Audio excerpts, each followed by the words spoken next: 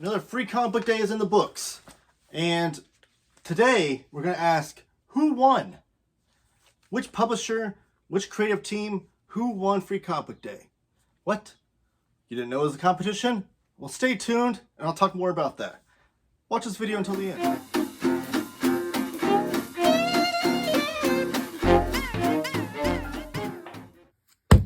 And we're back. My name is Taylor. This is Taylor Talks Comics. Please give the video a thumbs up. Subscribe if you haven't already.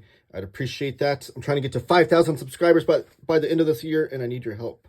But giving it a thumbs up and commenting down below will help the YouTube algorithm put my videos in front of the eyeballs of other comic book fans that might not know my channel exists, and I appreciate that. So who won Free Comic Book Day? Yes, this is a competition. Didn't you know? So the criteria that I have for this is that Free Comic Book Day, I view it as a way for these publishers to, they're going to have their eyeballs, they're going to have more eyeballs on their comics than they will all year. They're going to have non-comic book fans, or non-regular comic book fans at least, come into shops and pick up their comics to try to sell them on their new series, their new characters, whatever that's going on with their publishing company, and bring them back to the comic book shop, or at least to pick up the graphic novel a bit later or whatever. They're trying to, they're a selling mechanism. You give it away for free and hope that they come back for more. So that's kind of how I view winning in this regard. Who sold me on a comic book series, or who sold me on following a certain creator or publishing company or what have you. In full transparency, I did not read every single Free Comic Book Day title. These are all the titles that will not be in my top 5 list that I read. Not that they were bad or anything, they just didn't make my top 5. And then you can decipher for yourself what issues I did not read, because I read all these, and then the 5 I'm going to show you in just a moment. If there's one that I missed that you feel like was really, really great, please put that in the comments. Maybe I'll seek it out and try it out. But Mega Man from Udon, Big Rig, which was Post Malone's new series with Nathan Gooden of Vault Comics. Nathan Gooden does the art on, what is it? The Barbaric, which I really enjoyed. Artwork in here was good, interesting. I'd be willing to try that out again in the future. The Phantom is a character I love. I love the pulpiness of him. Haven't read a lot of his comics, but I love the movie in the 90s, and I love some of the comics that I've read. It was a really, really good little sample, but it wasn't enough to chew on. Worst spot ever. I was kind of disappointed by this. I was hoping for a more funny comedic book. I think it may be geared more towards true Transformers fans, because I think there's some Easter eggs and funny jokes in there that maybe went over my head. Power Rangers Prime and VR Troopers. This is a flip book. I grew up loving VR Troopers and Power Rangers as a kid, so I was super stoked to pick this up. This VR Troopers sample was not enough for me. There's like just a few pages, it felt like, and I was like, well, this didn't sell me. I'm going to read the full issue. So I feel like if I'm going to get into the VR Troopers series, I'm going to have to try the full issue. And I'm behind on the Power Rangers series in the total. Best of 2000 AD. I love 2000 AD comics, all that I've read. The most exciting thing coming out of here was Rogue Trooper. This old Rogue Trooper strip by Peter Milligan and Jose Ortiz. Or I assume it's an old one. Because I think it's a preview of a collection. They're doing the Rogue Trooper complete collections. So, and it's a series I've always wanted to read. And this sold me on it, so I'll definitely be picking these up. But other than that, the other 2 strips involved in here were just okay. And Superman's Good Guy Gang was pretty good, but not the best all ages offering from Free Comic Book Day. So those are the ones I read that do not make my top 5 list. Now, to go into my top 5 list. Up first, Hulk Teach by Jeffrey Brown. Huge Jeffrey Brown fan, especially in this household. I grew up reading his mini comics. Jeffrey Brown was one of the first indie cartoonists that I ever picked up his comics of. And then he went on to do a bunch of Star Wars Jedi Academy series. He did that my son loves. So in this household, Jeffrey Brown's a big winner. And I love the fact that he's doing a Marvel story. Like, he's done some Marvel, I think, like little picture books and stuff, but this is like a full Marvel comic. And it's called Hulk Teach. So you get Uatu the Watcher, and you get all the classic Jeffrey Brown artwork in here with his character, his figure drawing and things. And just like hilarious. But then also, it's not just black and white, because you see some green appearing in here. And then the Hulk appears. And throughout the story, the Hulk is green, but everything else is black and white, which I love that kind of coloring aspect to it. I think it's a lot of fun. and it just makes the Hulk stand out as a character. And he's just like a true monster comic. You get a lot of cool cameos from other Marvel characters in here: the Avengers, the Thing, Abomination, and Loki's there. You do get Nick Fury, like the MCU version, Samuel L. Jackson version of Nick Fury, and then you get Onslaught, which is crazy. Like, Onslaught's a character from the 90s that I feel like is usually lambasted for people not liking that series too much, but I love to see him in a Hulk comic. So he's kind of playing with a lot of different avenues and character of the back history of Marvel, and I think they kind of just gave him free reign to do whatever he wants, basically. You do get a cameo from She-Hulk in here, and she is also standing out in green amongst the color. And she is his lawyer because she's trying to get Bruce Banner off on a crime that he destroyed all of this, this area as the Hulk, and now he has to have special supervision by Thunderbolt Ross and Tony Stark. And then for this supervision, he has to go and be a teacher at a middle school and teach science. So it's kind of like a classic 90s or early aughts movie premise, I feel like. Think like Hardball, like Keanu Reeves, where he had to go be a coach because he got in trouble and he's in debt. Or like Mighty Ducks, when Emilio Estevez had to go be a coach because he got in trouble as well. So it's kind of that premise, and he's now teaching middle school. And that's kind of where it leaves you off. So I believe this is like the first chunk of the story. And then the graphic novel will be available in August, it says, called Hulk Teach. And it'll give you the whole thing. So it's like a preview of that, and I loved it. Up next, Conan, Scourge of the Serpent.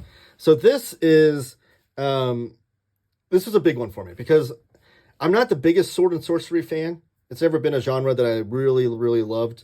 But I have dabbled in. Like the aforementioned Barbarian. I love that series. And Conan, I've read a lot of the Barry Windsor Smith era and John Buscema era Conan. Not all the way in its totality, but I've read like issues here and there. And I love those.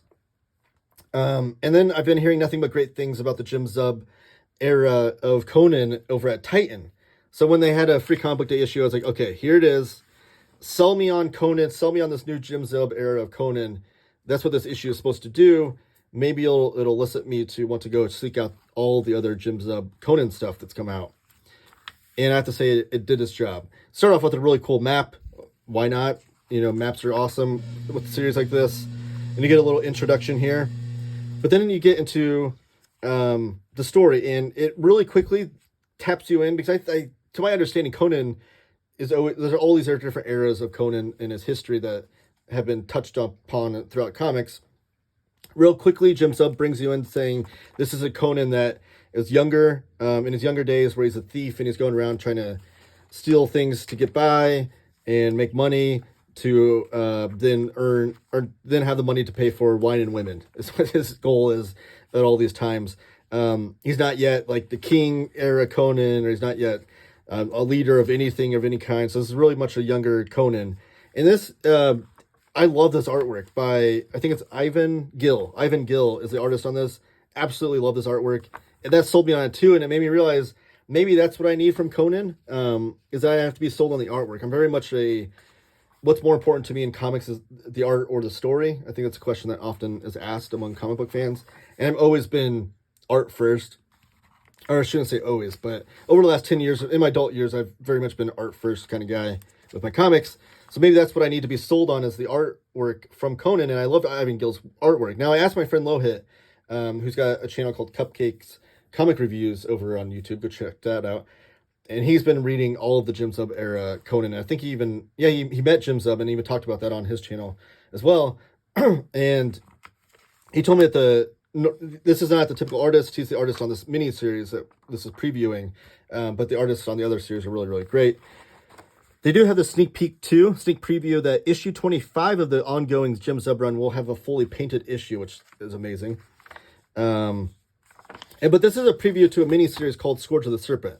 That'll be a 4-issue miniseries with Ivan Gill and Jim Zub. So they're already spinning off into these little miniseries, which can be kind of confusing, but I think they're all supposed to be able to be read on their own. And it sold me on this. I want to check out more Jim Zub Conan. Here's another one that kind of sold me on some things. Here's I Hate Fairyland by Skottie Young. This was the Image offering of Free Comic Book Day. And I Hate Fairyland is a series that I've always wanted to read. I think it's so up my alley.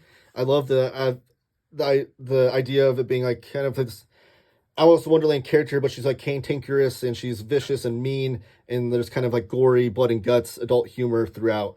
I've always been attracted to the premise. I've never tried it out. I don't know why. It's just one of those comics that I've never picked up, even though they have the really beautiful deluxe edition hardcovers that I need. Well, this sold me on it. This is kind of it's Gertrude, the main character, telling like a bedtime story of the history of I Hate Fairyland. So it's kind of like you think of like Hulk Grand Design or X-Men Grand Design that Ed Piskor and Jim Rugg and Tom Shelley did Fantastic Four Grand Design. Those Grand Design projects of those characters, it's kind of like Skottie Young doing a Grand Design of I Hate Fairyland to kind of catch you up on everything that's happened throughout the mythos of this wacky, crazy story. And one of the jokes really made me laugh out loud. I forget what it is, but Gertrude refers to Skottie Young himself breaking the fourth wall a little bit, saying that he's like the baby cover artist, which is hilarious because Skottie Young, I love that he's self-aware enough to know that he is most famous for the baby covers, even though he does other things. And like this artwork is beautiful. Like this 2-page spread here. I love like Alice in Wonderland, Wizard of Oz, like those kind of characters and stories with all these different colorful characters and creatures and things. I love those kind of things and kinds of stories. And maybe coming out of Skottie Young's work on the Wizard of Oz series, which I loved, maybe that's where this kind of came about. And you get this 2-page spread as well. And then a preview to issue 50 or 41 saying it's the new old era begins. And then here's where you can buy all Skottie Young's work. I have read Middle West. It's really, really great. I need to read Twig still.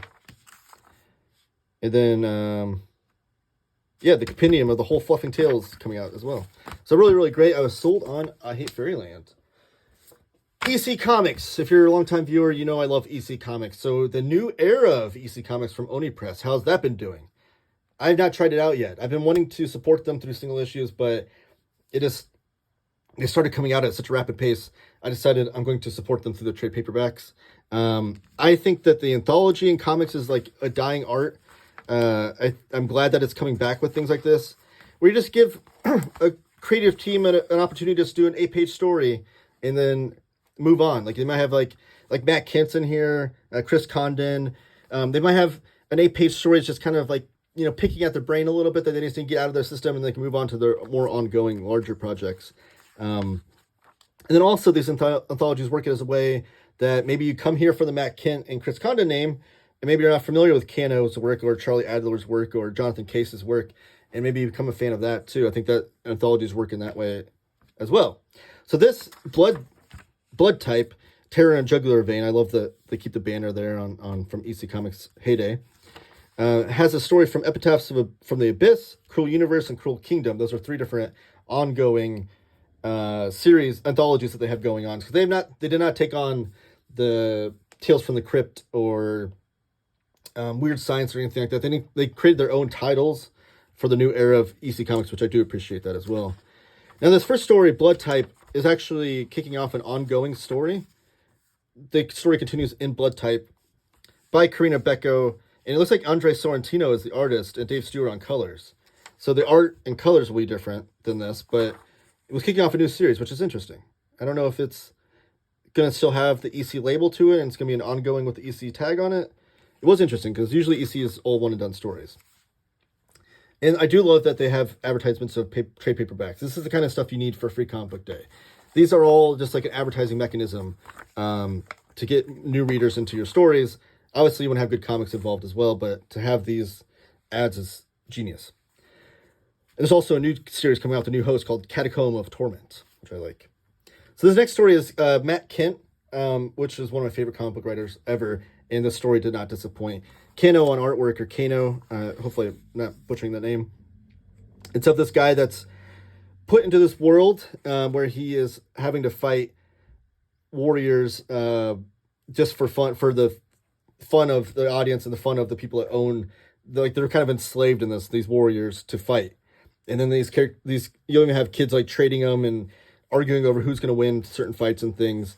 Not an original story there, but I will say the twist ending was great. Very reminiscent of EC Comics, and I don't want to spoil that for you guys.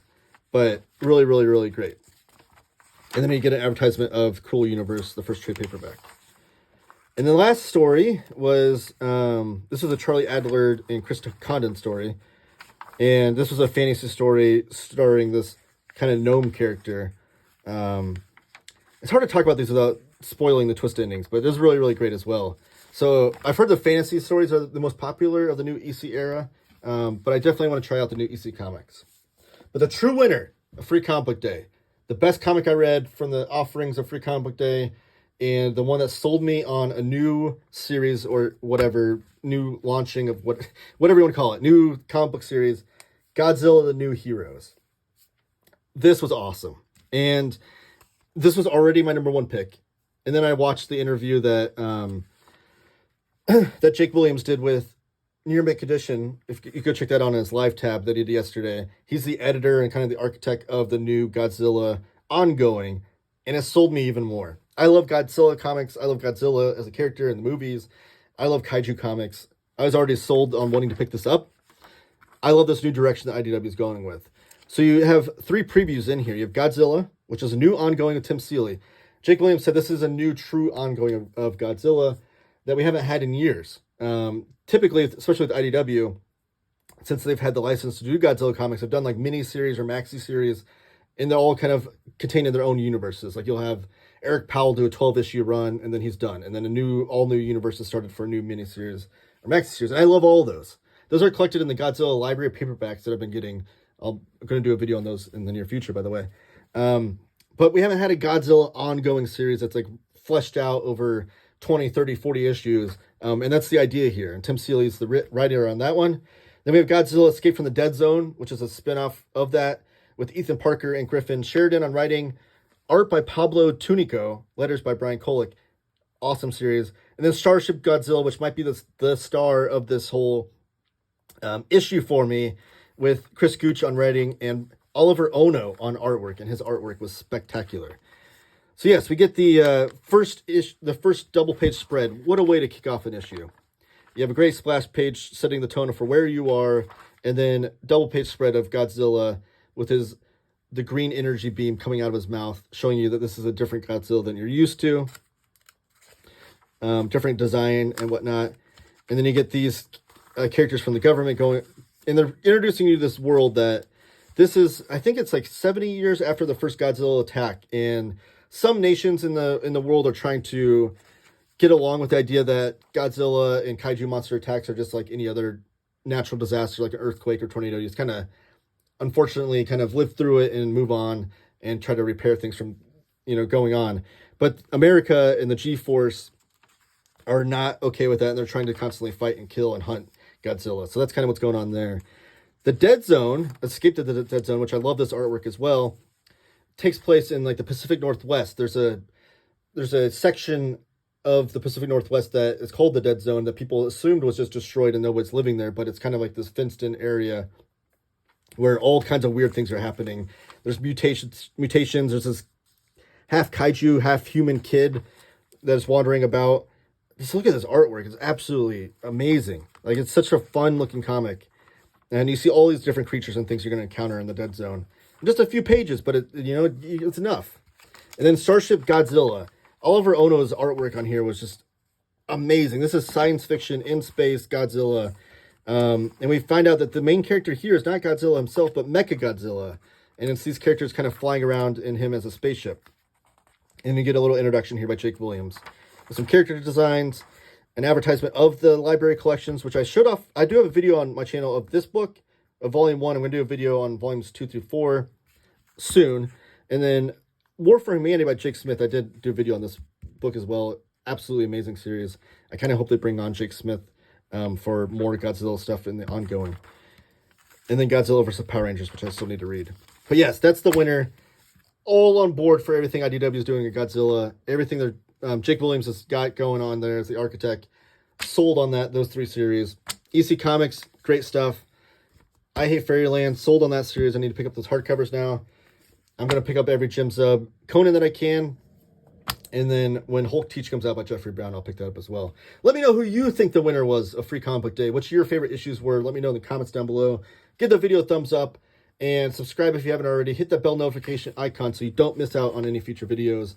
I did pick up some graphic novels and things over at Free Comic Book Day, and I have some other books that I've hauled recently. I'm going to do a haul video that'll come out tomorrow or the next day, so stay tuned for that. But everyone, keep talking comics.